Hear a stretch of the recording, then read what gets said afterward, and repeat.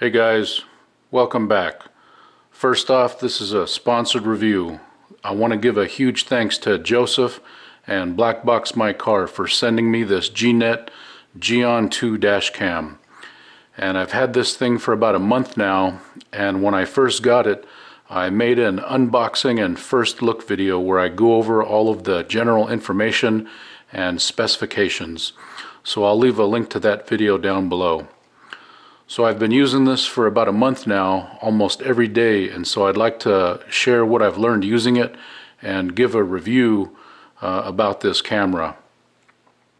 And I'd like to let you know that I consider myself an amateur when it comes to dash cam reviews.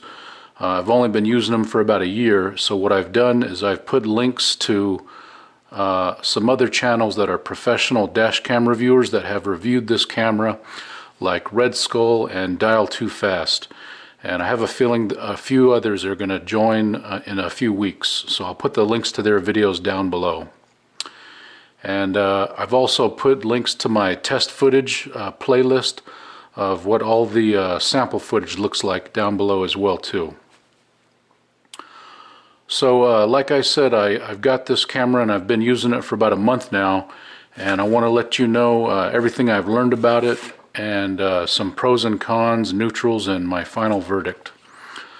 So before I came out here, I got on Amazon and I typed in dash cam to the search bar, and it came back with 1,000 dash cams.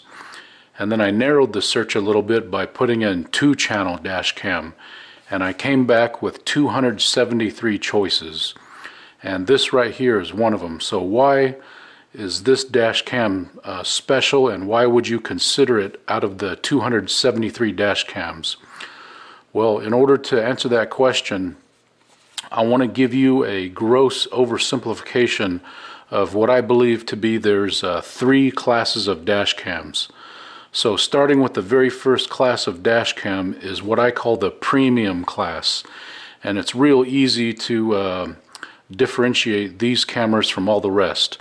And number 1 is they're made in Korea, and these are from brands like Blackview, Thinkware, iRoad, and now GNET. And these have a price range of around $250 up to $500. Now the second class of dash cams I like to call the budget class, and these are from brands like Viofo, and these cost around $170 to $250. Now the third class is what I like to call the gateway or the temporary class, and these are cameras that'll cost less than $100, and you'll find out that they may work or they may not work, but after a while of using them you may figure out you want something with a little bit more quality or reliability. So this dash cam right here is in that first tier. This is the premium class, and right now these are going for $330, and of course these are made in Korea. So why should you consider the GNET G-ON2 for a dash cam if you're looking for a 2-channel dash cam? So right off the bat, I've got 3 reasons.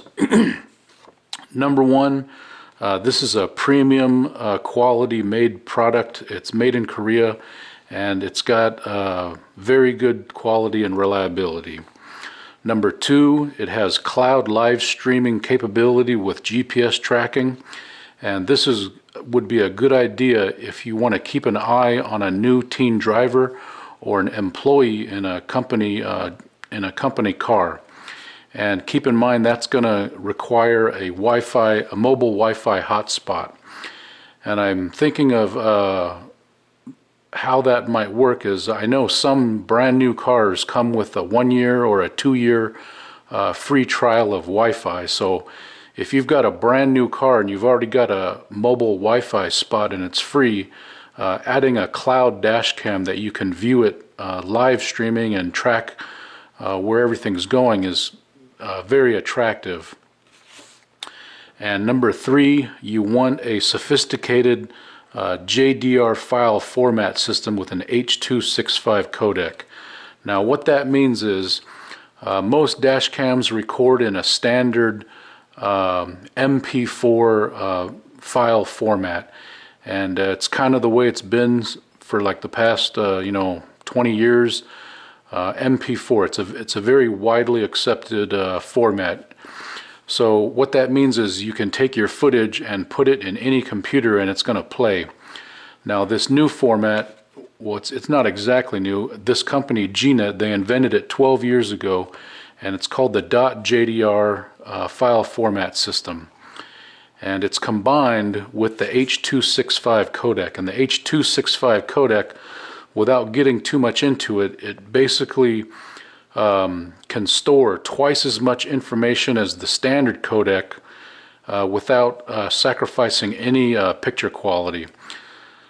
So I knew about this JDR file format from watching reviews on the iRoad cameras, because that's the only other cameras that I know that use it.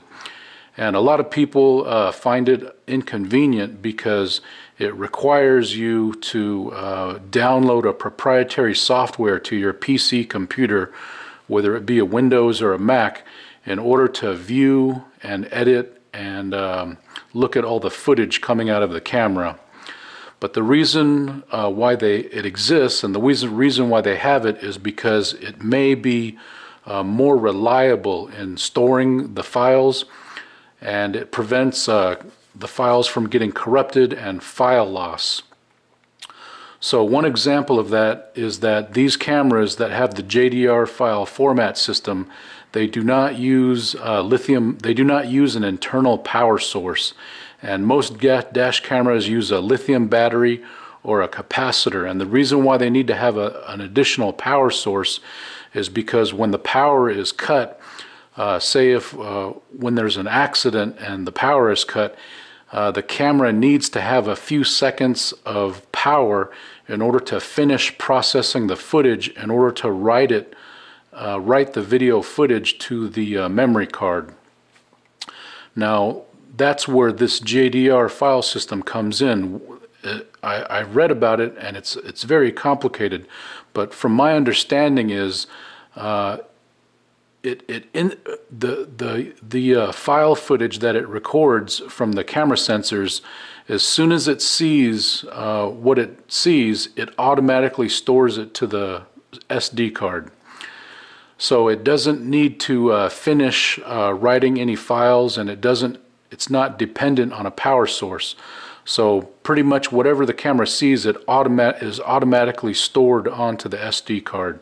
So it doesn't need that it doesn't need that internal power source and those extra few critical seconds with no power in order to finish processing the footage and to store it on the SD card. Okay, so those are the three reasons. Those are the three main reasons why you'd want this camera. You want a premium quality product made in Korea, you want a live stream, and you want a sophisticated file format system that is more, or that may be more reliable and safer than the standard MP4 format. Okay, so real quick, let me go off some key features and specifications. And both of these cameras, the front camera and the rear camera, they both have Sony Starvis sensors, which really are the standard in the dash cam industry. They are regarded as the best sensors. It's got an IMX 335 for the front and an IMX 323 for the rear. And as far as resolution, the front camera is 2K at 30 frames per second, and the rear camera is 1080p at 30 frames per second. And the 2K, it looks pretty good. It definitely looks better than the 1080p. And as far as the rear camera goes, that's pretty much the standard, is 1080p. And the recording bit rate for the cameras are 11 and 12 megabits per second. And as far as the field of view, both cameras have a 140-degree field of view. And a lot of people might say that's too narrow. They prefer the 170-degree, but I myself prefer the 140 because it reduces the fisheye effect, and it makes images larger in the center of the screen, so it's a little bit easier to get a hold of license plates. And one thing I want to mention is they do include the hardwire kit that enables the parking mode. Okay, so real quick on some testing here.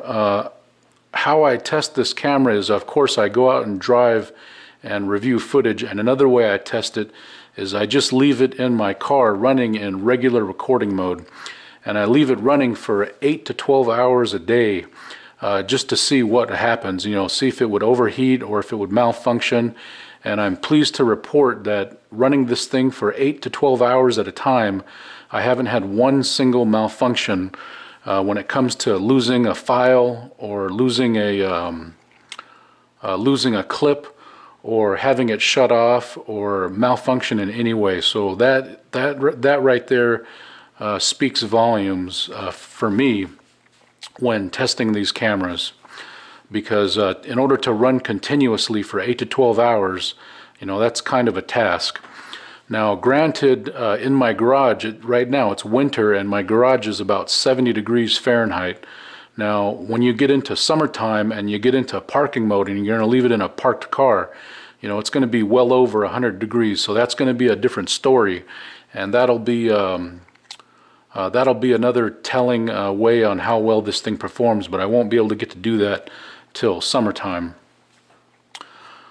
Okay, so I did have one hiccup with this camera, and when I was using this camera I used the optional cigarette lighter plug plugged into my 12-volt cigarette port, and I was recording in regular recording mode, and one time when I was driving, the camera, it fell into parking mode. I got an audible alert from the lady inside there.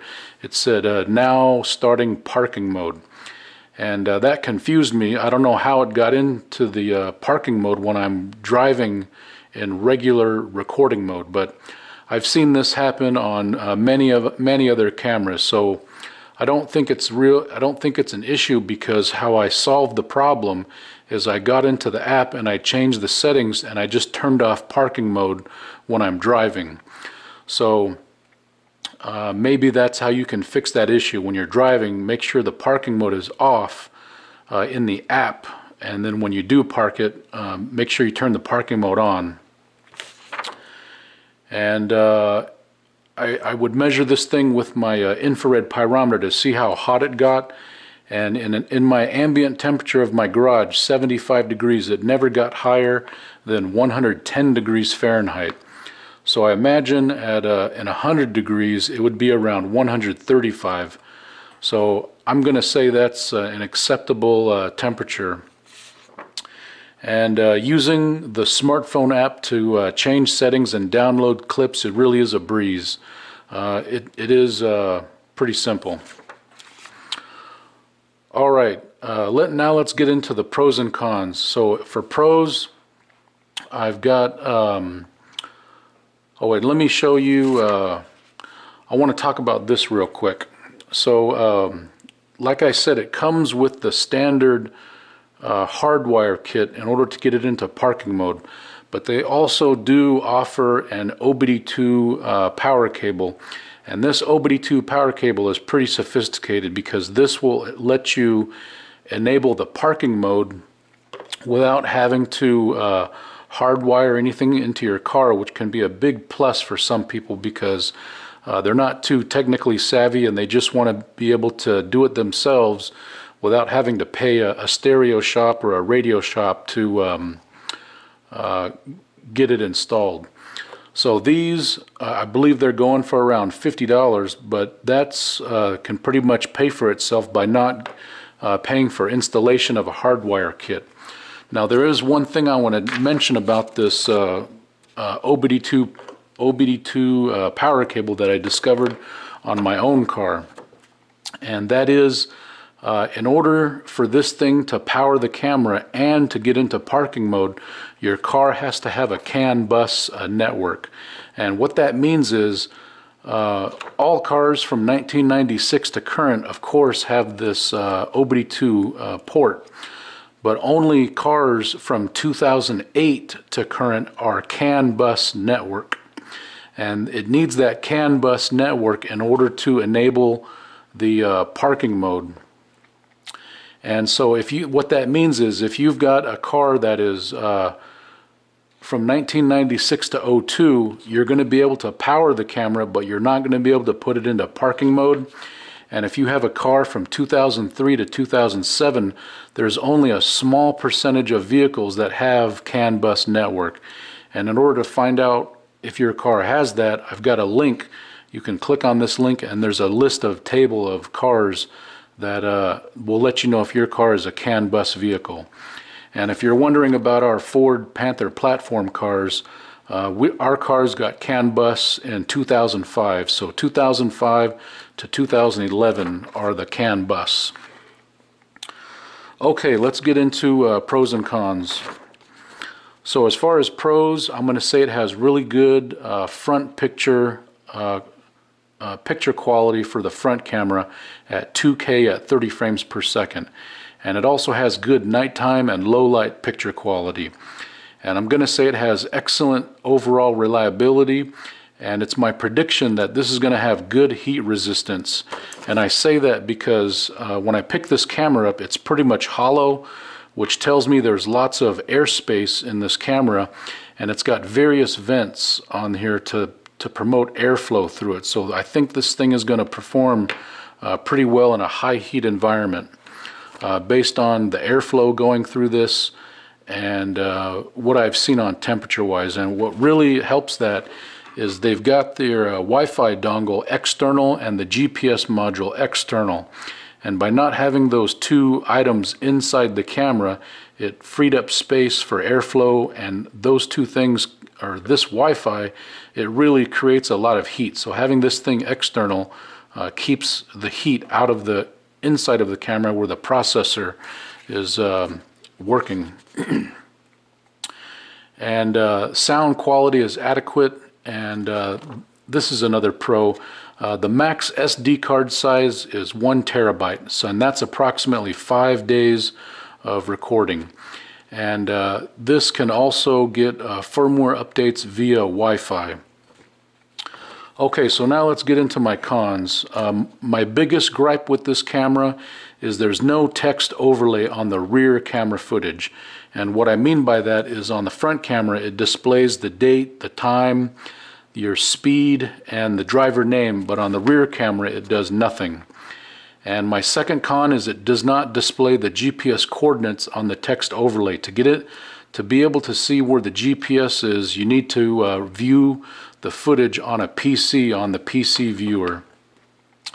And another con is you cannot disable the loop recording. It only puts the files in 1 minute clips. So normally I like to choose 3 minute, 4 minute, or 5 minute, or even turn it off to record a continuous 30-minute video, but with this JDR system you can't do that. It's only 1 minute clips. And my final con is that the text overlay is in kilometers per hour, and you cannot change it to miles per hour with the smartphone app. And for someone like me who doesn't have a camera or doesn't have a computer, that's kind of a big drawback. So you can only change it from kilometers to miles per hour with a PC. Okay, let's get into some neutrals. So the neutral is it does not come with a cigarette power cable, which is odd because most dash cameras usually come with that. But if you're looking at this camera in particular, you really don't want the cigarette power cable. You want the hardwire kit so you can enable the parking mode. So that's why I call it a neutral. And another neutral is it uses a proprietary barrel type connector, and that's this right here. And I really prefer the USB type, whether it be micro, mini, or type C, because it really makes it easier when you're testing the camera, or if you want to bring the camera in from the car and run it off a power bank in order to download video. It makes it a lot easier.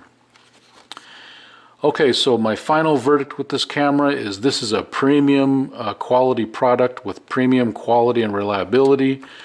This is a good choice if you must have live cloud streaming so that you can watch the footage on the camera as it's driving. So again, that would be good if you want to keep an eye on a new teen driver, or if you want to keep an eye on an employee in a company vehicle. And this would be a good alternative to Blackware or to Blackview or ThinkWare if you don't like those two brands. All right. Okay, so that's pretty much it. Thanks for watching. We'll see you next time. Bye-bye.